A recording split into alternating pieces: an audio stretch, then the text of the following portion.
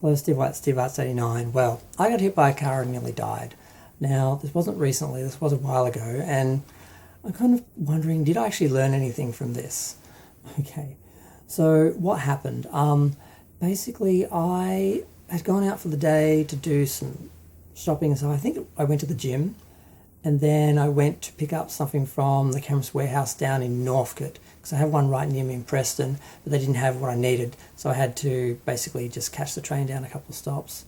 I think I actually got the tram down, and then I went to the gym, and then I went just down the street a little bit and got what I had to get, and then I went across to the train because I kind of went in a circle, tram to train, and then I got off the train and I walked across the car park and I had to go to Safeway.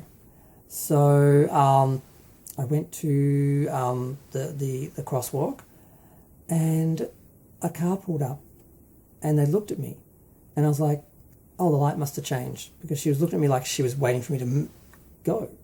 So I just went across. I sort of looked at her like, thanks, sort of felt apologetic because I felt she was waiting, because I got to the stop and I just assumed that the lights were going to be on for a while. I must have gotten there right as, they switched over. So I started walking, and then I got past this big car. It was sort of like a van, but not really, like one of those big SVU sort of cars, I think. And then the next thing I know, I'm staring at a silver blue projectile shooting at me, and it's a car, and I realise I've stepped in front of moving traffic. And what I didn't realise was that the traffic hadn't stopped. The person had stopped at the crosswalk for me to walk across, but the traffic hadn't stopped.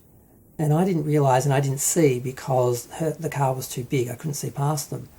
So I didn't have time to get out of the way, and I just had this moment of thinking, no, not yet. I'm not ready to go, basically.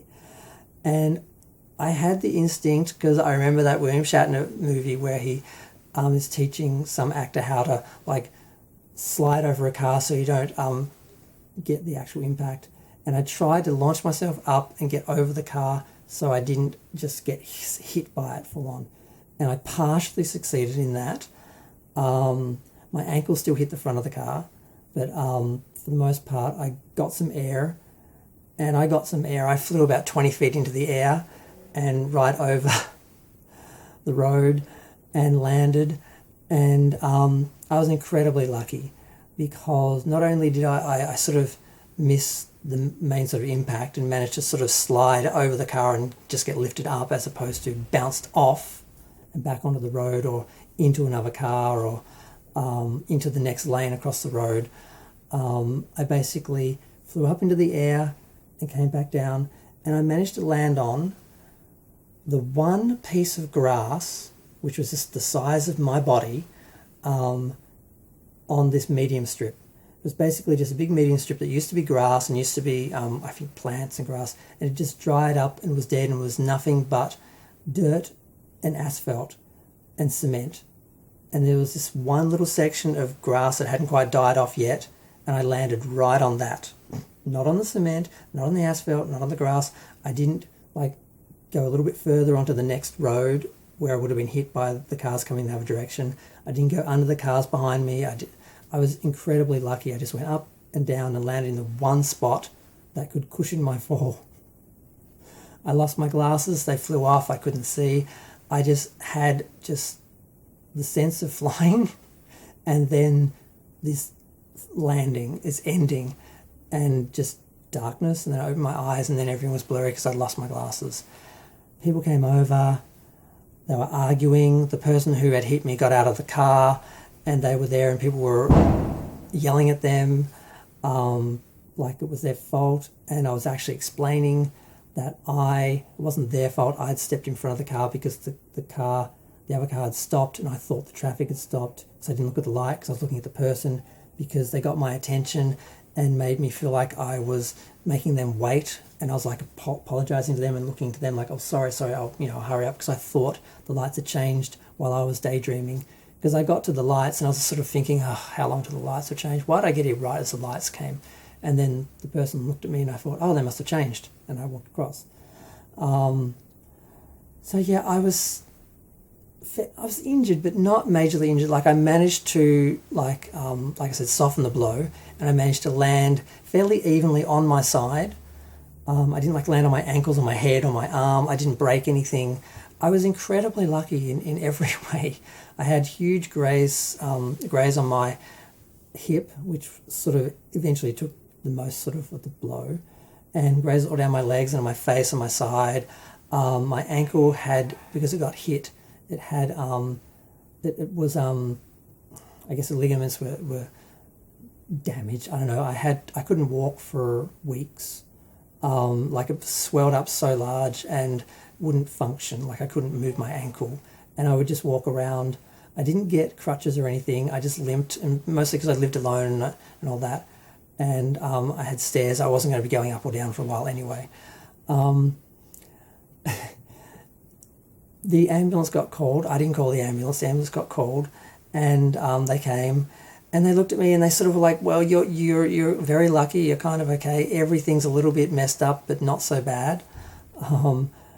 They said, "You want to go to the hospital? You probably should, in case you've got a concussion." And I said, "I don't want to go to the hospital. I can't afford to go to the hospital, really. And I have something on tonight. I have a friend who's coming over from Tasmania, and they're going to a concert. And I said I was going to go, and I'm still going to go because I want to see it. And there's going to be people in the arena that are medically trained. So if something does happen to me, I won't be alone. If I go home, that won't be good. I don't want to go to the hospital. I'd rather just than sit in the hospital by myself waiting to see if anything happens. I'd rather go." So I went to the concert. I limped in. I went into shock while I was there, which was very awkward. There was a mum with some kids, and I just walked over to her because I thought, here's the mum. She knows what she's talking about. I said, "I was in an accident earlier today. I'm shaking. I'm sweating. I think I'm going through some sort of shock." They were in a very long line for merchandise. I said, "Can I just wait with you here? I'm getting merchandise as well, just in case something happens to me." And she was really nice. She said, "Oh my God, it's okay. And I sort of waited, and it sort of passed. And I just said she got herself, said, "Well, thank you for that. I think I'm okay now. Thank you so much." She's like, "That's okay. Enjoy the concert, you know." And I bought my program, which is on the floor. I'm not going to show what it is because it gives away the year. I went back to my seat and I sat down very quietly, politely. I didn't stand up the whole concert. Normally I stand up the whole time and sing and everything. I just sat there very politely, very grateful to be there. My friends actually weren't sitting in the same area. I met them before just to say hi. They knew what had happened and all that. And then I met up with them afterwards, and they went to a cafe and I sat down with them, and I had a really bad migraine and I got really sick, and I had to lay down for a couple of hours, and they kind of got annoyed with me because I wasn't any fun. I'm like, "I'm sorry, I got hit by a car today." And then I went home, and then it really hit me the next day because I was in a bit of shock and a bit of denial, and your body sort of is in shock. It's taken a while to adjust until it really sort of absorbs the trauma in some ways, and you sort of realize, oh wow, I can't walk, I can't move my ankle, I have problems with my knee, I have problems with my hip, and you see how just extensive all the bruising and everything is, and you realize, you sort of had have a moment to realize, wow, I was really lucky I survived that. I was so lucky. I could have, just a couple of feet difference, if I'd landed different spot, different way, could have broken my neck, could have broken my back, could have gone under the traffic on the other side, could have gone under the next car. So many things could have happened. I was really lucky.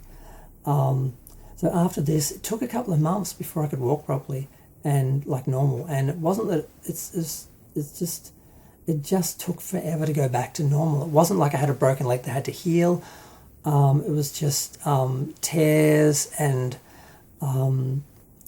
contusions and just a mass of them in all these different areas. Like I said, it was like the damage was evenly distributed, which is why I didn't have any major like injury or anything. And not long after that, I went to, I guess this, I'll give it away, this was in December at least, I won't say what year, but I went to somebody's New Year's party, and fortunately I had an elevator, I didn't have to deal with stairs, and I was really grateful to be there. And I'd gone there a few years in a row, and I'd always been grateful to be there. They live in a penthouse, so we got to sit and watch the fireworks over the whole city. And I was just really, had a moment of just being really grateful to be here, because I could have died. And most people, we take things for granted. I can be very negative, and I do know at the end of the day, I want to be here till the end. I do want to just see what happens next. I'm a see what happens next person. I'm not the sort of person who can just sort of switch off and not need to know, where things are going. Like some people I've seen recently, they have ended things and they could just end. I couldn't do that. So I was really grateful to be alive, and I did really appreciate everything around me for a long time, and I haven't forgotten about it. You do have those moments where you realise that all that you've experienced since then might not have happened, that you're lucky. So I just wanted to share that. Like I said, I don't know if I really learned anything. It's not anything you haven't heard from other people, but it was my experience of it, and I just wanted to share it.